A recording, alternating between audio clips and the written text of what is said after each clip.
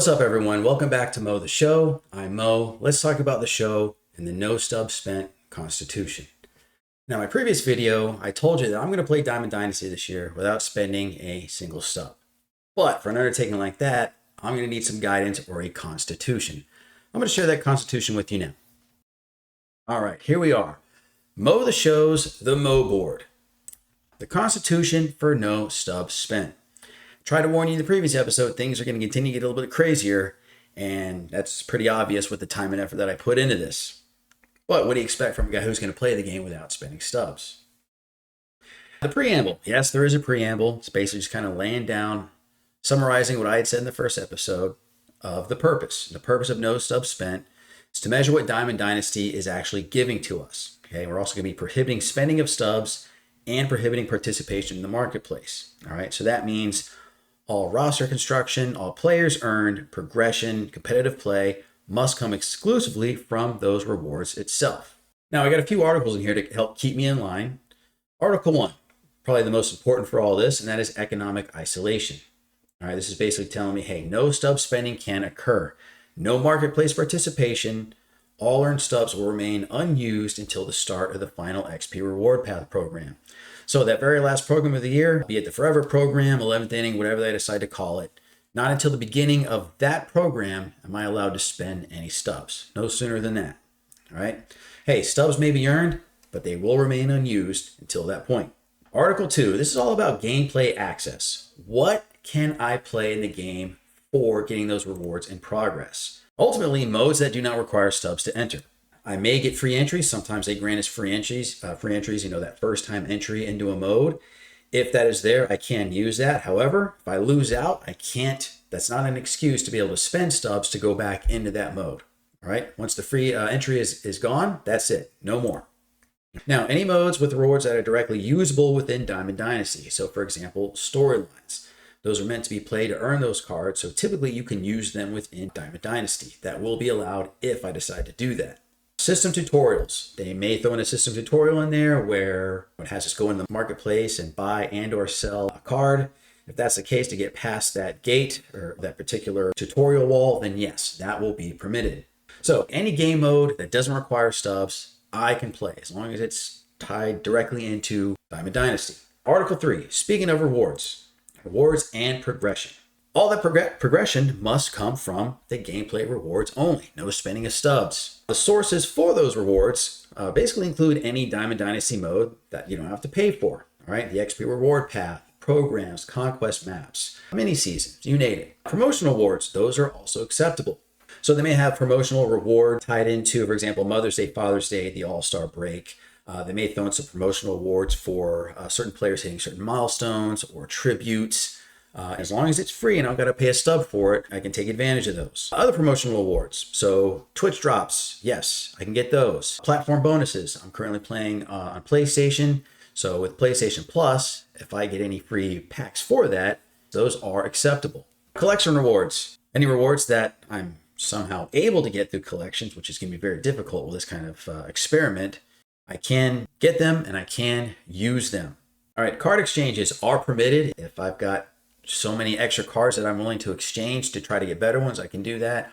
Or if there are programs later on, like they've done in the past, where you can exchange so many player cards to earn progress towards that program.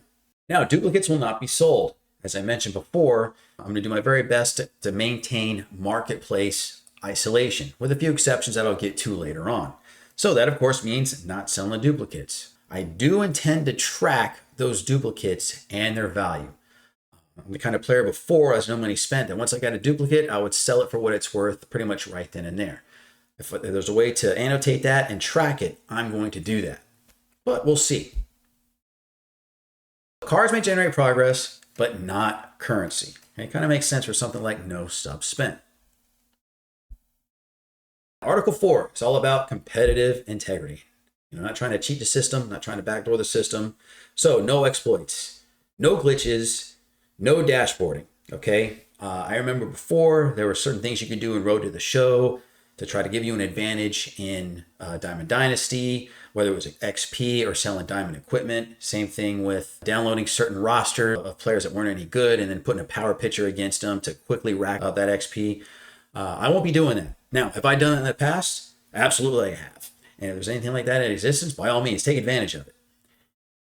If the window's open, the community's going to know about it. SDS is going to know about it. If they're going to take a while to even do anything to stop it, well, then fine. We're going to bust through the door and, we're going to smash and grab and run off with that XP and those stubs. Now, for the purpose of no stubs spent, I will not be doing that. All right. All results must be legit and accepted as is. Article 5, transparency. How am I going to prove that I'm doing this legit to you all? All right.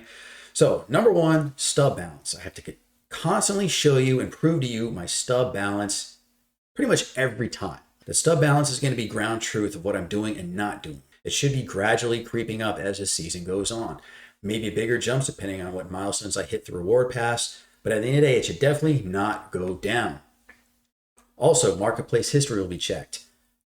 As part of a quick audit procedure, I will be opening the marketplace, opening up active orders and completed orders to show that no orders are in place and no orders have been completed. Pack reward openings, any packs I get the reward pass, daily login, whatever the case may be. My intention is to record all of those and be able to show with all of you. That way you can see those cards that I'm actually pulling. Now, something else I can do, it may be easier at the beginning of the season, maybe not so feasible towards the end of the season, is roster and inventory checks. For example, one quick thing to do, bring up the roster and click on that generate best squad option, and that'll bring up the very best cards, or it should bring up the very best cards I have. As I continue to get more diamonds, it may not work out so well. But remember, the stub balance and the marketplace audit is going to show ground truth, all right? Now, all that is to verify that I'm not pulling any shady transactions, okay? Article 6, violations. So, violations include purchasing cards from the marketplace, purchasing packs from the shop, and entering any mode that requires any stub entry fee. So pretty much violations are spending stubs for any kind of purpose. So really, don't do it, not going to do it, stay away from spending stubs. That's the whole point of this. Penalties. Here's where things get spicy. If I spend stubs for the first offense, that purchase card must be immediately listed on the marketplace at the minimum sell order price, right? Whether it's buy a card or if I buy a pack, all those cards, sell them on the marketplace for the bare minimum. That way other people can get them. The second offense. All right, so I have to satisfy the penalty of the first offense, and I need to sell my highest rated sellable diamond player for the minimum sell order price. Okay, notice the asterisk there. As baseball fans, we know asterisks are bad. I'm going to get to that. The third offense, I have to satisfy the penalty of the first and second offense and sell every sellable diamond player that I own at the minimum sell order price. Now, why do I say minimum sell order price? I could quick sell them. Yes, I will salute those cards, but hey, might as well put them at the very lowest price possible so you guys can snipe them up and the community and other player can take advantage of my violations and my penalties, right? Now, the asterisk. For mode violations, I'm not getting a card or a pack necessarily unless I go all the way through. Then I would have to do some form of penalty equivalent of that. But if I don't get anything, that'll pretty much kick it off starting at the second offense, where I got to start selling diamond players. This is pretty serious stuff. I'm sure you're all going to be watching and waiting and hoping that I do commit some violations and have to go through these penalties, but I definitely don't intend to. Okay, I'll do my very best not to do that. Watch me screw it up on the first day. We'll see. So penalties will escalate with each violation. All right, so round this off. Article 6 with account responsibility. So at the end of the day, there are no excuses. Depending on what happens, if you all see it, there's nothing I can say or do to try to make up for it. Oh, well, this had happened, so therefore I think I should keep that Shohei card that I purchased on the marketplace. No, there are no excuses here. Providing proof of selling those diamond players. Saw the violations, saw the penalties. I got to carry through with that and show to you that I'm doing that and also prove that I sold those cards. Of course, the marketplace order history is going to show that.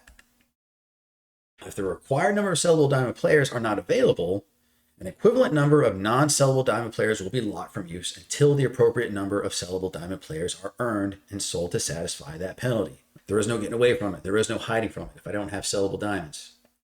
I'm going to earn stubs from those sales, so I have to account for those stubs. Granted, we're going to see the grand total for my stub balance, but those stubs may be due to penalties. So I have to track those separately and continue to share those with you. So I'm going to have what I call a penalty jar. Hey, I'm at 25,600 stubs. However, there was a penalty of 600, so I'm actually at 25,000.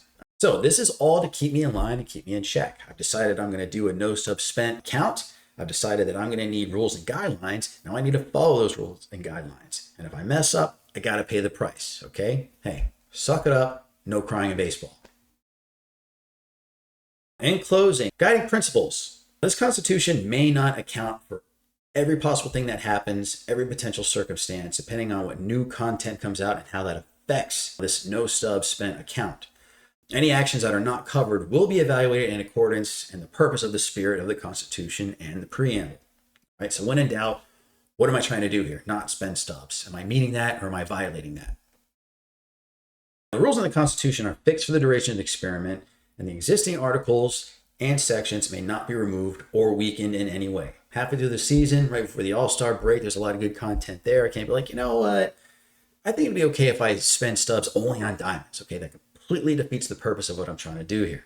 I can't take anything away from the Constitution, but I can add to it. It can't get lighter, but it can get more strict. If I feel the need to add something, that'll be done through, well, pretty much through an amendment. Okay, so that should be fun if I got to add any amendments to this thing. There you have it, folks. All right, so that is the Constitution for No Stubs Spent. That's kind of the self rules and regulations imposed on myself that I'm going to follow throughout the season. So next, what do I plan on doing? Well, waiting for actual game release. And I think the first thing I'm going to do is get some reaction, hopping into Diamond Dynasty, looking around, peeking around, seeing what they got. And I'm going to start trying to build out my strategy, my approach for efficiency to start trying to get awards as quickly as possible and then see how the roster forms. If you want to see more, go ahead and subscribe, and I'll see you for that next video. Later.